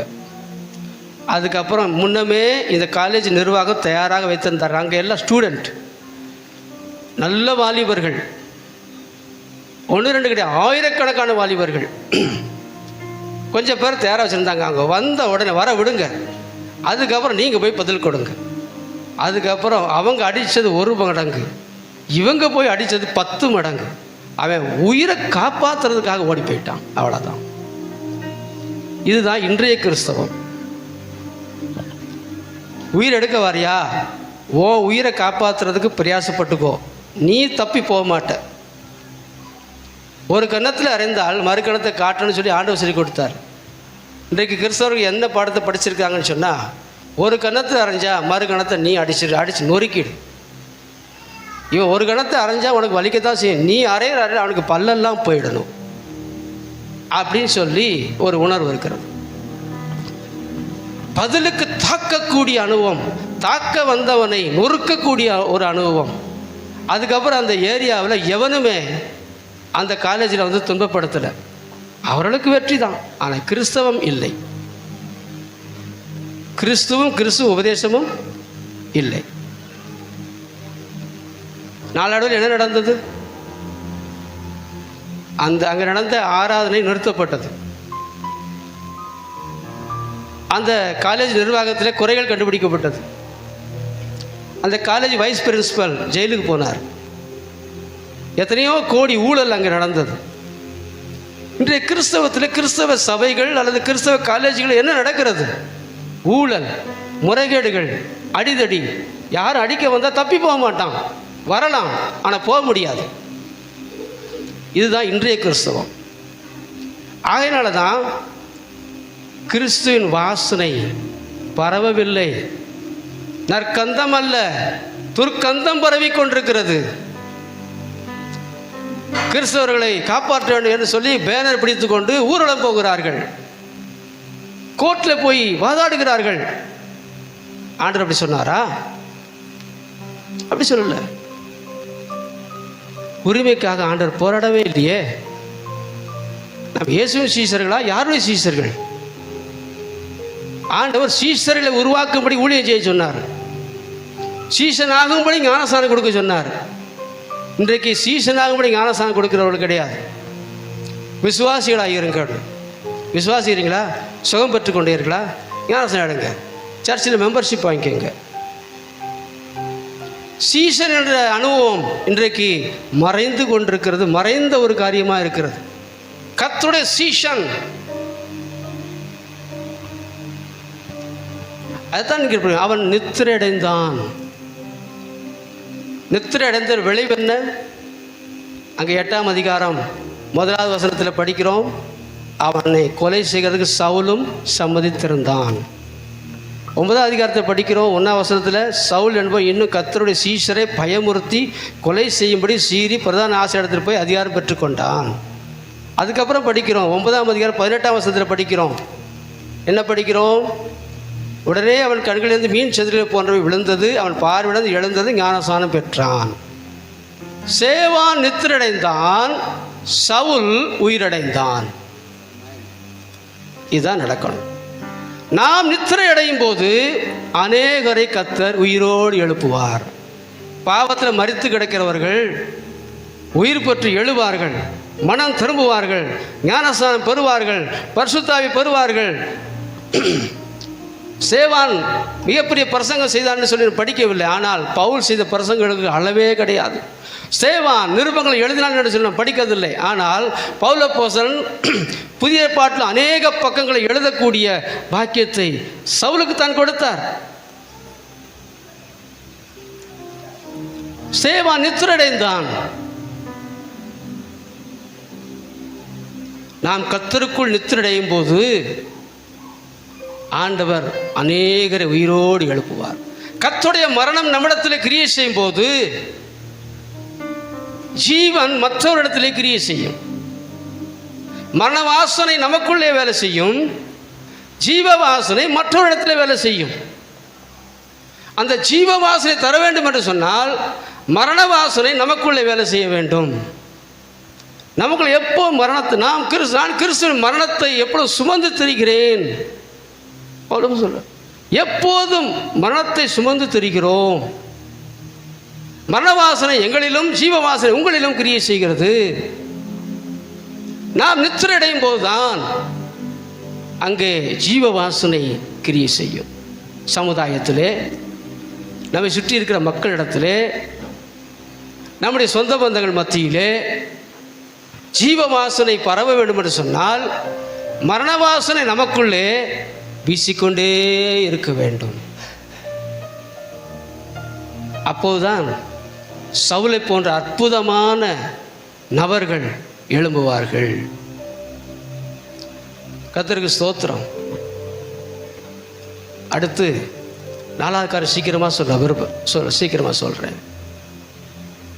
ஏசாயா புஸ்தகம் 53ஆம் அதிகாரம் 10ஆம் வசனத்தில் ஒரு வாக்கியத்தை நானே படிக்கிறேன். கர்த்தரோ அவர் நொறுக்க சித்தமாகி அவரை பாடுகளுக்கு உட்படுத்தினார். அவருடைய ஆத்துமா தன்னை குற்ற நிவாரண பலியாக ஒப்பு கொடுக்கும் போது அவர் தமது சந்ததியை கண்டு நீடித்த நாட்களாக இருப்பார். கர்த்தருக்கு சித்தமானது அவர் கையினால் வாய்க்கும். 11ஆம் வசனம், அவர் தமது ஆத்ம வருத்தத்தின் பலனை கண்டு திருப்தி ஆவார். 12ஆம் வசனம், அவர் தம்முடைய ஆத்துமாவை மரணத்தில் ஊற்றி அக்கிரமக்காரர்கள் ஒருவராக எண்ணப்பட்டு அநேகருடைய பாவத்தை தாமே சுமந்து அக்கிரமக்காரருக்காக வேண்டிக் கொண்டது நிமித்தம் அநேகரை அவருக்கு பங்காக கொடுப்பேன், பலவான்களை அவர் தமக்கு கொள்ளையாக பங்கிட்டுக் கொள்வார். இதுதான் நம்முடைய ஆத்துமாவை மரணத்திலே ஊற்றும் போது அநேகரை பங்காக கர்த்தர் கொடுப்பார். இன்றைக்கு பெரிய ஆத்தும அறுவடை ஏன் நடக்கவில்லை? எங்க பார்த்தாலும் ஜெபிக்கிறாங்க, ஆத்தும அறுவடை வேண்டும், ஆத்தும அறுவடை வேண்டும், ஆத்துமாக்களை நிரப்ப வேண்டும், ஆத்துமாக்களை கொள்ளை பொருளாய் தாரும். எப்படி தருவார்? ஆத்துமாவை மரணத்தில் ஊத்துனா தான் தருவார். ஆத்மா மரணத்தில் ஊத்தும் போதுதான் அநேகரை பங்காக கர்த்தரே கொடுப்பார். நாம வெறுமனே ஜெபிக்கிறதுனால கொடுக்க மாட்டார். இன்றைக்கு ஆத்ம ஆதாயம் இங்கே தான் இருக்கிறது. இயேசு கிறிஸ்து ஆத்ம ஆதாயம் எப்படி பண்ணார்? மரணத்தில் ஊற்றி ஆத்தும ஆதாயம் பண்ணினார்.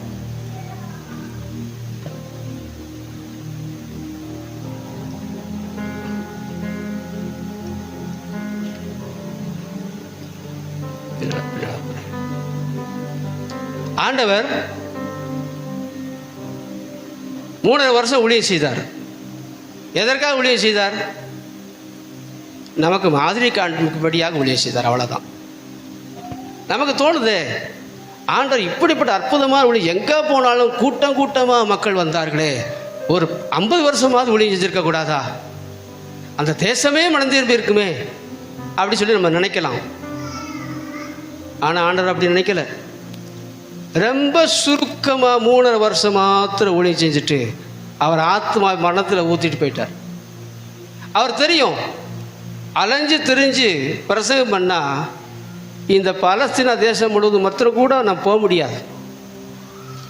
இந்த இஸ்ரேல் தேசம் சின்ன தேசம், சின்ன தேசங்களிலெல்லாம் சின்ன தேசம் இஸ்ரேல் தேசம். அந்த தேசத்தில் ஒரு பகுதியில் மட்டும்தான் அவர் ஊழியம் செய்தார். அந்த தேசம் முழுவதும் கூட அவர் போகல. அவர் அலைந்து திரிந்து ஊழியம் செய்தால் ரொம்ப சொற்பமான பலன் தான் கிடைக்கும். அவர் தெரியும், ஆத்மாவை பிதாவிடத்தில் சித்தத்தின்படி நான் மரணத்தில் ஊற்றப் போகிறேன், சிலுவையில் ஊற்றப் போகிறேன், அப்போது உலகமெங்கும் ஆத்மாக்கள் ரட்சிக்கப்படுவார்கள். இன்றைக்கு தென் அமெரிக்காவாக இருக்கட்டும், ஜப்பானாக இருக்கட்டும், ரஷ்யாவாக இருக்கட்டும், ஆஸ்திரேலியாவாக இருக்கட்டும், எங்கே உலகத்தில் 4 பக்கங்களிலும் கர்த்தருக்குள்ளே ஆத்துமாக்கள் ரட்சிக்கப்படுகிறார்கள் என்று சொன்னால் அதனுடைய காரியம் என்ன?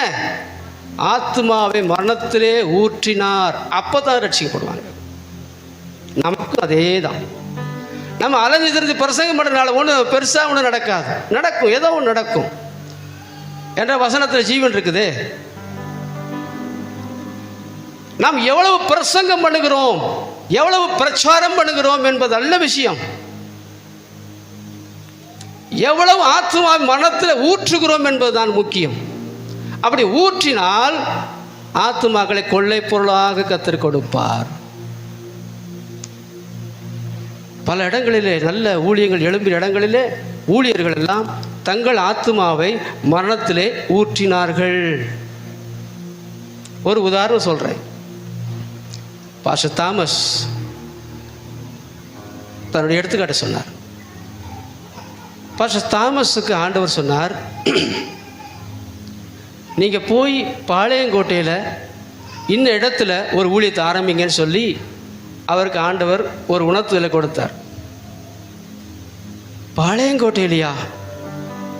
அது கிறிஸ்தவ மையமாச்சே, எங்கே பார்த்தாலும் சபைகளாச்சே, எங்கே பார்த்தாலும் சபையில் இருக்கிற இடத்துல நம்ம போய் 100 ஊழியத்தை ஆரம்பிக்கவா? பாளையங்கோட்டையில் புல்காசலுக்கு ஒரு ஊழியம் கிடையாது, இன்றைக்கும் கிடையாது. ஆனால் ஆண்டவர் அவருக்கு உணர்த்தினார், நீங்கள் போய் ஆரம்பி, நீ போய் ஆரம்பின்னு சொன்னார். ஆனால் இங்கே எங்கே மாம்சத்தோட ரத்தத்தோட ஆலோசனை பண்ணாங்களா என்னன்னு தெரில.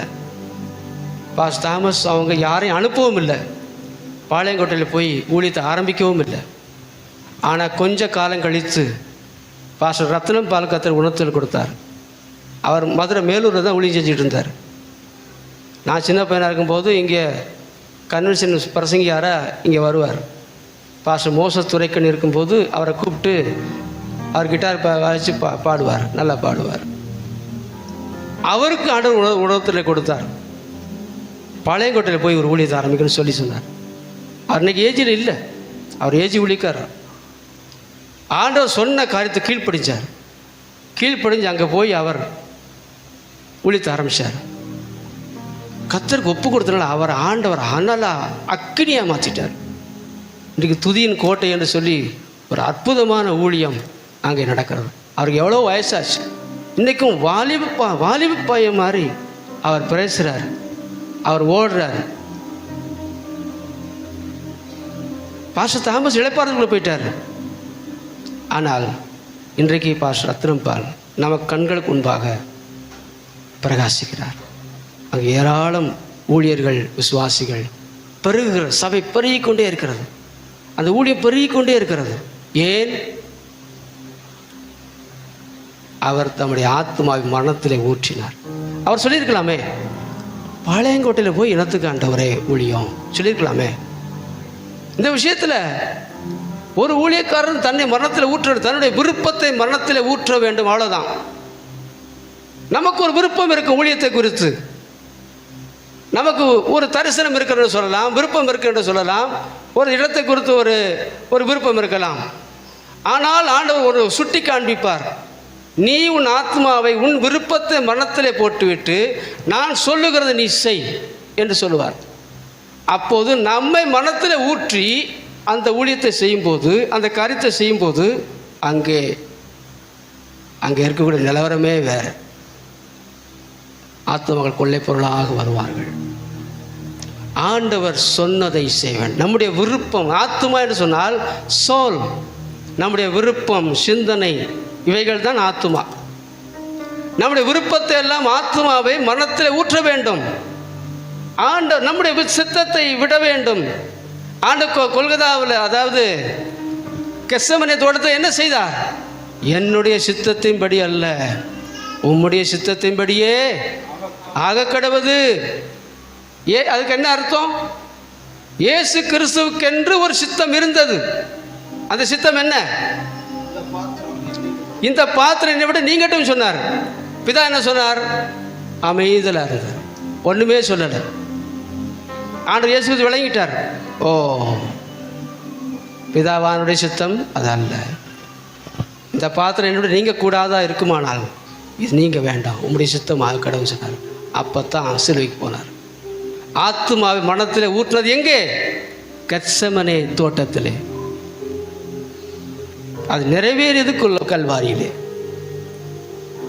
தன்னுடைய விருப்பத்தை எல்லாம் ஆண்டவர் ஊற்றி விட்டார். சிலுவை சுமப்பது இனிமையான ஒன்று அல்ல.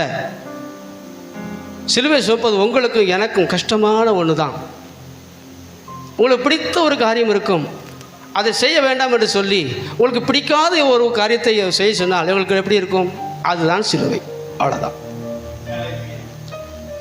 எப்போதுமே ஆண்டவர் அதைத்தான் செய்வார். உங்களுக்கு பிடிச்ச காரியத்தை விட்டுரும்பார், உங்களுக்கு பிடிக்காத காரியத்தை செய்யும்பார். அப்போ தான் நம்முடைய ஆத்மாவை மரணத்தில் ஊற்றக்கூடிய ஒரு காரியம்.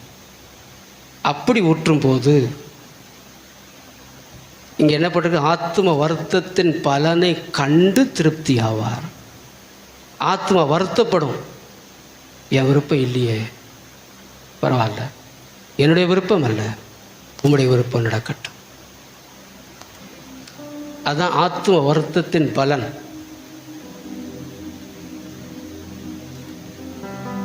இவ்வளவு போதும். அடுத்து 2 காரியத்தை சீக்கிரமாக சொல்கிறேன். எபேசியர் புஸ்தகம் 2ஆம் அதிகாரம்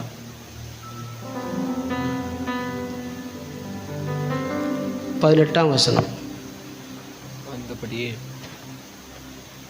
அந்தபடியே நாம் இரு திறத்தாரும் ஒரே ஆவியினாலே பிதாவினிடத்தில் சேரும் ஸ்லாக்கியத்தை அவர் மூலமாய் பெற்றிருக்கிறோம். போதும். இங்கே இன்னும் 1-2 வசனங்களை வாசிக்க வேண்டும். 14வது வசனம். எப்படி எனில் அவரே நம்முடைய சமாதான காரணராகி இரு திறத்தாரையும் ஒன்றாக்கி பகையாக நின்ற பிரிவினையாகிய நடுச்சுவரை தகர்த்து 16 பகையை சிலுவையினால் கொன்று அதனாலே இரு திறத்தாரையும் ஒரே சரீரமாக தேவனுக்கு ஒப்புரவாக்கினார். ஆமென். பகையை சிலுவையினாலே கொன்று, இதைத்தான் நாமளும் செய்ய வேண்டும். இயேசு கிறிஸ்து எதை செய்தாரோ அதையே நாமும் செய்ய வேண்டும். நீ சிலுவையில் மறுத்தீரேன்னு சொல்லி பாடிக்கிட்டே இருந்தால் பதாது. இன்றைக்கு பிரச்சனை அதுதான். ஆண்டவரே நீர் அன்புள்ளவர், அதில் என்ன சந்தேகம்? நீ சிலுவை இழக்காம மறித்தீர், அதில் ஒரு சந்தேகம் கிடையாது. இதையே பாடிக்கொண்டிருந்தால் வேலை நடக்காது. ஆண்டவர் சொல்லுகிறார், நான் சிலுவையில் சுமந்த எல்லாம் சரிதான், நீ சுமப்பியா? நான் உன்னத்தில் அன்பாக இருந்தேன், அதெல்லாம் சரிதான், நீ ஒரு இடத்துல ஒரு அன்பாக இருப்பியா? இன்றைக்கு ஒரு தரப்பான பாடல்கள். ஆண்டவர் நல்லவர், ஆண்டவர் அன்புள்ளவர், ஆண்டவர் தியாகம் செய்தார், இது ஒரு தரப்பான காரியம். மீதி என்னது? மீதி உள்ளது நமக்குள்ளது. நீ அன்பாயிரு, நீ உன்னை மரணத்தில் ஊற்று.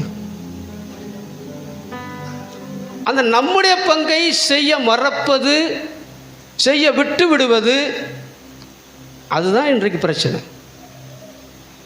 ஆண்டவர் புகழ்ந்து பாடிக்கிட்டே இருக்கலாம், அதில் ஒரு முடிவே கிடையாது.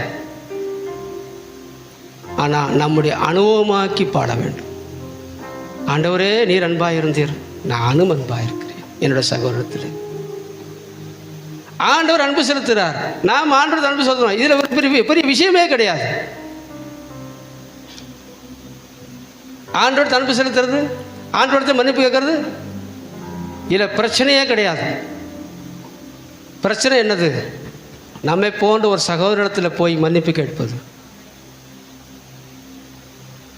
நம்மை போன்ற ஒரு குற்றம் குறைவுள்ள சகோதரிடத்தில் அன்பு செலுத்துவது. உங்களை வாழ்த்துகிறவர்களையே நீங்கள் வாழ்த்தினால் என்ன விசேஷம்? வாழ்த்துகிறவர்களையே வாழ்த்துவது, வாழ்த்தாதவர்களை வாழ்த்த வேண்டும். வைகிறவர்களை வாழ்த்த வேண்டும். கிறிஸ்தவத்தில் நமக்கு பஞ்சமான காரியம் இதுதான். சத்ருவை சிநேகிக்க வேண்டும் சொன்னாரே, சகோதரனையே சிநேகிக்க முடியலையே. சத்ரு சிநேகித்த அப்புறம் சகோதரனை சிநேகி முதல் படி, அதுக்கப்புறம் சத்ருவையும் சிநேகி. இதை செய்தால் இன்றைக்கு சபை கர்த்தர் விரும்புகிறது போல இருக்கும். இன்றைக்கு சபையோட காரியம் பரியாசம் பண்ணப்படுகிறது. நாம் இங்கே இருந்து முழங்கலாம், அங்கே இருந்து சிரிப்பான். சிரிப்புக்கு இடமாக இருக்கிறது கிறிஸ்தவருடைய சாட்சியின் ஜீவியம். நாம் எவ்வளவு சத்தம் போடுகிறோம், இதெல்லாம் ஒரு பிரச்சனையே கிடையாது. நம்முடைய வார்த்தை அல்ல, வாழ்க்கை பேச வேண்டும். இன்றைக்கு வார்த்தையினால பிரசங்கம் பண்ண பிரச்சாரம் பண்ணனால தான் கிறிஸ்தவம் பரவ மாட்டேங்குது. இன்றைக்கு வாழ்க்கையினாலே பிரசங்கிக்கிறவர்கள் இல்லை, கொஞ்சம் பேர் இருக்காங்க. வார்த்தையினால பிரச்சாரம் பண்ணுறவங்க நிறைய பேர் இருக்காங்க. பலன் என்னது? ரொம்ப கொஞ்சம். எவ்வளவு பிரச்சாரம் பண்ணுகிறோம், இது ஒரு விஷயமே கிடையாது. எப்படி பிரச்சாரம் பண்ணுகிறோம், அதுதான் விஷயம். குவான்டிட்டி அல்ல, குவாலிட்டி. வாழ்க்கையினாலே பிரசங்கிக்கிறீர்களா, அதுதான் முக்கியம். வாழ்க்கை கர்த்தரை மறுதலிக்கிறது, வார்த்தையில் பிரசங்கிக்கிறோம். இன்றைக்கு சபையினுடைய துக்கமான நிலவரம்.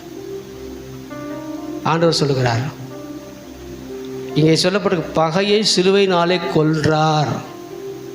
இயேசு சிலுவை என்ன செய்தார்? 2 கரங்களை விரித்து ஆணி அடிக்கப்பட்டிருந்தது. வலது கையில் அவர் தேவனை பிடித்து கொண்டார், இடது கையில் பகையாளியாக இருந்த மனுஷனை பிடித்து கொண்டார். அவர் மரித்து 2 பேரை இணைச்சிட்டார். நாம் மரிக்கும்போது பகையாளிகளாக இருக்கிறவர்களை சேர்த்து வைப்போம். நாம் மரிக்காவிட்டால் பகையை கொல்ல முடியாது. இரு திறத்தாரை ஒன்றாக்க முடியாது.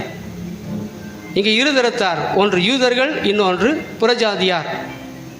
2 பேரை ஒன்றாக்கினார், ஒரே சரீரமாக்கினார். பகையாளியாக இருந்த மனுஷனை பிடித்து தேவனோடு ஒருவனமாக்கினார், ஒப்புரவாக்கினார். அதான் 2 கொரிந்தியர் அவர் எழுதுகிறார், ஒப்புரவாக்குதலின் ஊழியத்தை எங்களுக்கு கொடுத்தார், ஒப்புரவாக்குதலின் வசனத்தை எங்களுக்கு கொடுத்தார். இன்னைக்கு ஒப்புரவாகுதல், அதுக்கு தான் பஞ்சம், அதுக்கு தான் பஞ்சம். ஆண்டவர் சொல்றார், நான் மரிப்பது போல நீங்களும் மரிச்சிருங்க. அநேக பகையாளிய தேவனோடு நீங்கள் ஒருமனப்படுத்துங்கள், ஒருமனப்படுத்துங்க. ஆண்டவர் இயேசு அதைத்தான் செய்தார். நாமும் அதைத்தான் செய்ய வேண்டும். பகையை கொல்ல வேண்டும். எங்கெல்லாம் பிரிவினை இருக்கிறதோ, எங்கெல்லாம் பகை இருக்கிறதோ, அது ஒழிக்கப்படும் வரைக்கும் நாம் இளைப்பாறக்கூடாது. நாம் மறிக்க வேண்டும். பகையை சிலுவையில் கொல்ல வேண்டும். பகையாளியாக இருக்கக்கூடிய தேவனோடு பாவம் செய்கிற தேவன் அறியாத எல்லாம் பகையாளி, அவர்களை ஒருமனமாக்க வேண்டும். சில சகோதரர்கள் தங்களுக்குள்ளே சண்டை போட்டுக் கொள்வார்கள் கிறிஸ்துவுக்குள்ளே. நாம் போய் அவர்களுக்கு கர்த்தருடைய வசனத்தை சொல்லி அவர்களை இணைக்க வேண்டும். இதைத்தான் செய்யும்படி கர்த்தர் நம்மை நியமித்திருக்கிறார், அபிஷேகித்திருக்கிறார். கடைசியாக ஒரு காரியம், எபிரேயர் புஸ்தகம் 2ஆம் அதிகாரம் 14ஆம் வசனம். ஆதலால் பிள்ளைகள் மாம்சத்தையும் இரத்தத்தையும் உடையவர்களாயிருக்க அவரும் அவர்களைப் போல மாம்சத்தையும் இரத்தத்தையும் உடையவரானார். மரணத்துக்கு அதிகாரியாகிய பிசாசானவனை நமது மரணத்தினாலே அழிக்கும் பிடிக்கும். ஆமென். பிசாசை ஜெயிப்பதற்கு ஒரே ஒரு காரியம்தான் தேவை. மற்றபடி பிசாசை அழிக்க முடியாது. பிசாசு கிரியைகளையும் அழிக்க முடியாது. பிசாசு யார்? அவன் மரணத்துக்கு அதிகாரி. அந்த மரணத்துக்கு அதிகாரி ஜெயிப்பது எப்படி? தமது மரணத்தினாலே. இன்றைக்கு பிசாசு கிரியைகளை அழிப்பது எப்படி? நம்முடைய மரணத்தினாலே. நம்முடைய சுயம் மரிக்கும் போது பிசாசின் கிரியைகளை அழிக்கலாம். பிசாசு கிரியைகளை அழிக்க பெரிய போராட்டமே தேவையில்லை. ஓடுன ஓட்டத்தில் அழிச்சிடலாம். ஓடுகிற ஓட்டத்தில் மிதித்து விட்டு போய்விடலாம். எப்போது? நாம் மரணத்துக்குட்படுத்தப்படும் போது. இயேசு கிறிஸ்து எங்கேயாவது பிசாசை துரத்துறது, பிசாசு கிரியை அழிக்கிறதுக்கு போராடிக்கிட்டு இருந்தாரா? அவருக்கு எதிராக அவன் நிற்கவே கிடையாது. யோசுவா சொன்னார்ல ஆண்டவர், இந்த வார்த்தைகளை நீ கை கொண்டால் ஜீவனுள்ள நாளெல்லாம் ஒருவனும் உனக்கு எதிர்த்து நிற்பதில்லை. இதுதான் நம்முடைய அனுபவம். ஜீவனுள்ள நாளெல்லாம் ஒரு பிசாசும் எதிர்த்து நிற்பது இல்லை. எதிர்க்கலாம், நிற்க முடியாது. எதிர்ப்பான், நிற்க முடியாது. நாம் நிற்போம். நீங்கள் சகலத்தை செய்து முடித்தவர்களாய் நிற்கவும். சகலத்தை அவன் என்ன செய்வான்? செய்ய விட மாட்டான். சில காரியம் செய்ய விட மாட்டான். ஆனால் கிறிஸ்துவின் சீஷராகி நம்மை தடுத்து நிறுத்தக்கூடிய வல்லமை அவனுக்கு கிடையாது. நாம் நம்மை மரணத்துக்கு உட்படுத்துகிறவர்கள். அப்போது நாம் மரணத்துக்கு அதிகாரிக்கு, அவனுடைய கிரியைகளுக்கு மரணத்தை கொண்டு வருகிறவர்களாக இருப்போம்.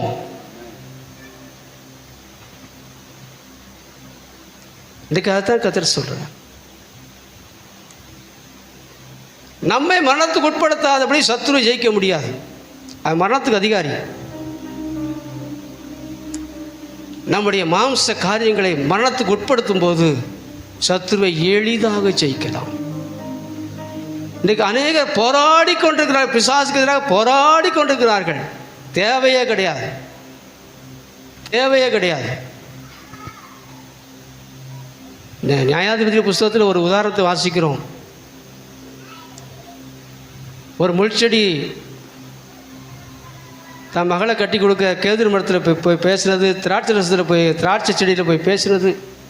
ஆனால் அங்கே சொல்லப்பட்டிருக்கிறது, ஒரு காட்டுப்பன்றி போகும்போது அதை மிதித்து விட்டு போய்விட்டது. எனக்கு இதைத்தான் ஆண்டவர் உணர்த்துறார். ஒரு காட்டுப்பன்றி முள்செடியை மிதிப்பது போல நாம் மிதிக்க முடியும். ரோமர் புஸ்தகம் 16:20 என்ன படிக்கிறோம்? சமாதானத்தின் தேவன் தாமே சாத்தானே சீக்கிரமாய் உங்கள் கால்களின் கீழே நசுக்கி போடுவார். இதுதான் நடக்கணும். சமாதானத்தின் தேவன், சமாதானத்தின் தேவன் நம்மோடு இருக்க விரும்புகிறார். சண்டையின் தேவன் அல்ல, பிரிவினையின் தேவன் அல்ல, பகையின் தேவன் அல்ல, வாக்குவாதத்தின் தேவன் அல்ல, சமாதானத்தின் தேவன். சமாதானத்தின் தேவன் நம்மோடு இருப்பாரானால் சாத்தானுடைய கிரியைகளை சீக்கிரமாய் அழித்து விடுவோம். நம்முடைய, அதாவது இயேசு கிறிஸ்துவின் கால்களின் கீழே அல்ல, நம்முடைய கால்களின் கீழே சாத்தானை சீக்கிரமாக நசுக்கி விடுவோம். அதுதான் நம்முடைய அனுபவம். மற்றபடி முடியாது, மற்றபடி முடியாது. இன்றைக்கு சத்துருவோடு இந்த அனுபவம் இல்லாமல் சத்துருவோடு போராட முயற்சி பண்ணுகிறார்கள். நடக்காது. அவனை ஜெயிப்ப நம்மை மரணத்துக்கு உட்படுத்த வேண்டும். நம்முடைய விருப்பத்தின்படியெல்லாம் செய்து கொண்டு சத்துருவை ஜெயிக்க முடியாது. தேவனுடைய விருப்பத்தை செய்து தான் சத்துருவை ஜெயிக்க முடியும். நான் 6 காரியத்தை சொன்னேன். மறுபடியும் நான் விவரித்து சொல்ல முடியாது. ஒவ்வொரு வார்த்தை, கர்த்தருக்குள் மரித்து கொண்டே இருக்கிறவர்கள் பாக்கியவான்கள். மரித்தவர்கள் பாக்கியவான்கள், அதெல்லாம் அப்புறம். மரித்து கொண்டே இருக்கிறவர்கள் பாக்கியவான்கள். ஆபேலை போல தனக்காக வழக்காடாதபடி, போராடாதபடி மரிக்கிறவர்கள் பாக்கியவான்கள். அவன் தான் பேசிகிட்டே இருப்பான். காயின் பேசலையே. 2, மாம்சத்தை சிலுவையில் அறைந்தவர்கள், மாம்ச சுபாவங்கள் சிலுவையில் அறைந்தவர்கள் அவர்கள் பேசுவார்கள். ஸ்தேவான் பேசிக்கொண்டே இருக்கிறான். அவன் நித்திரை அடைந்தான். அவன் தனக்காக வழக்காடவே இல்லையே, பாவிகளுக்காக மன்றாடினானே. அவன் இன்றைக்கும் பேசுகிறான். என்னை போல கர்த்தருக்கு ஒப்பு கொடுங்கள். எல்லாருக்கும் ரத்த சாட்சியை மறிக்கக்கூடிய அனுபவம்லாம் இருக்காது. ஏதோ சிலருக்காக ஆண்டவர் கொடுக்கிறார். ரத்த சாட்சியை மறிப்பது ஒரு நாளில் மறிப்பது, அனுதினமும் மறிப்பது தான் நம்முடைய விசேஷமான அழைப்பு. நமக்கு அதுதான் பெரிய ஒரு சவாலான காரியம். அடுத்து, இயேசு கிறிஸ்து ஆத்துமாவை மரணத்திலே ஊற்றினார். அப்போதுதான் அநேகரை அவருக்கு தேவன் பங்காக கொடுத்தார், ஆத்துமகளை கொள்ளை பொருளாக கொடுத்தார். இன்றைக்கு இயேசு கிறிஸ்துவை போல தங்களுடைய ஆத்ம மரணத்தில் ஊற்றக்கூடிய சீஷர்கள் தான் தேவை. அப்படி செய்யும்போது ஆண்டு அநேகரை பங்காக கொடுப்பார், ஆத்துமாதாயம் செய்யப்படும். அடுத்து, 2 திறத்தாரை ஒன்றாக்கக்கூடிய ஒரு காரியம், சிலுவையிலே ஒன்றாக்கினார். நாம் சிலுவையின் அனுபவத்துக்குள்ளாக போகும்போது நாம் பகையாக இருக்கக்கூடிய அனுபவத்தில் உள்ளவர்கள் எல்லாம் ஒன்றாக்குவோம். அடுத்து, கடைசியாக, சாத்தானை ஜெயிக்க ஒரே ஒரு வழி, மரணத்துக்கு அதிகாரி ஜெயிக்க ஒரே ஒரு முக்கியமான வழி, நாம் மரணத்தை சுமக்க வேண்டும். நம்முடைய விருப்பத்தின்படி செய்து கொண்டிருக்கக்கூடாது. தம்முடைய மரணத்தின் மூலமாக மரணத்தின் அதிகாரியை அவர் அழித்தார். அதுதானே போட்டிருக்குது, இந்தியில் அழகாக போட்டிருக்குது. அழித்த சாத்தான் அழித்தார் ஆண்டவர், அழிக்கலை. இந்தியில் எழுதியிருக்குது, உஸ்கோ நிக்கம்மா பனாயா, அதாவது சாத்தானை கையால் ஆகாதவனாக மாற்றினார்னு சொல்ல எழுதப்பட்டிருக்குது. சாத்தான் இருக்கான், அவனை அழிக்கலையே, அப்படி கிரியில் அழித்தார். சாத்தான் இருக்கிறான், அவன் வல்லமையில் வந்தான். ஆண்டு இருக்க வல்லமை ஆண்டு பறிக்கலை. எவ்வளோ வல்லமை இருக்குது. ஆனால் நமக்கு முன்பாக அவனை கையால் ஆகாதவனாக மாற்றினார் என்று எழுதப்பட்டிருக்கிறது. நாம் சிலுவை சுமக்கும்போது சாத்தான் நமக்கு முன்பாக ஒரு ஒன்றுக்குமே உதவாத கையால் ஆகாதவனைப் போல காணப்படுவான். நாம் சகலத்தை செய்தவர்களாக நிற்க முடியும். இதுதான் கர்த்தர் நமக்கு சொல்கிறார். தலையில் வணங்கி நாம் ஜெபம் பண்ணுவோம். எங்கள் அன்புள்ள ஆண்டவரே, நாங்கள் உம்மை ஸ்தோத்திரிக்கிறோம். எங்களுக்கு கற்றுக் கொடுத்த ஒரு நல்ல பாடத்துக்காக ஸ்தோத்திரம். எங்கள் ஆத்மா மரணத்தில் ஊற்ற கற்றுத்தாரும். கர்த்தருக்குள் மரிக்கிறவர்கள் பாக்கியவான்கள் என்று சொன்னீரே. நாங்கள் அனுதினமும் கர்த்தருக்குள் மரிக்க எங்களுக்கு உதவி செய்யும். மரணம் எங்களிடத்திலும் ஜீவன் மற்றவரிடத்திலும் கிரியை செய்யும்படியாக உதவி செய்யும். அநேக ஆத்துமாக்கள் ஒவ்வொரு சபையிலும் கொள்ளைப்பொருளாக சேர்க்கப்படட்டும். திரள் திரளாக மக்கள் ரட்சிக்கப்படட்டும். உம்முடைய இருதயத்தின் வாஞ்சை நிறைவேறட்டும். ஒரு உண்மையான எழுப்புதல், சீசர் தொகை பெருகக்கூடிய எழுப்புதல் சபைகளிலே உண்டாகும்படியாக மன்றாடுகிறோம். எங்களுக்கு உதவி செய்யும். உம்மை போல சிலுவை சுமக்கக்கூடிய, எங்களை மரணத்துக்கு உட்படுத்தக்கூடிய ஒரு காரியத்தை அனுதினமும் செய்ய எங்களுக்கு உதவி செய்யும். இயேசு கிறிஸ்து நாமத்தில் ஜெபிக்கிறோம் பிதாவே, ஆமென்.